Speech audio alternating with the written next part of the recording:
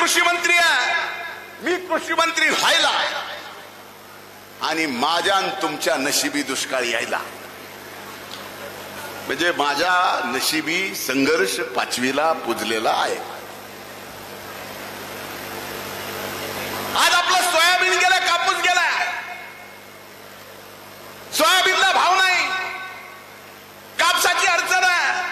म्हणून आज जबाबदारीपूर्वक मी आपल्याला सांगतोय की राज्य सरकार म्हणून येणाऱ्या काळात आचारसंहिता संपल्या सोयाबीन उत्पादक शेतकऱ्याला या वर्षी ज्याला भाव मिळाला नाही, कापसाला ज्या शेतकऱ्यांना भाव मिळाला नाही, 4000 कोटी रुपयाचं पॅकेज या राज्यातल्या सोयाबीन आणि कापूस उत्पादक शेतकऱ्यांना द्यायचं ठरलंय. सोयाबीनच्या हेक्टरी 5000 रुपये, कमीत कमी 2 हेक्टर पर्यंत. आता कापसाला क्विंटलावर द्यायचं का हेक्टरावर द्यायचं एवढंच ठरायचं बाकी आहे. निवडणूक संपली की हे पैसे सुद्धा आपल्या खात्यावर सातबारावरचा आपला पेरा बघून तात्काळ देण्याचा या ठिकाणी मानस आहे.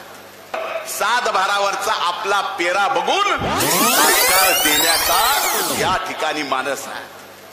हा निर्णय झाला.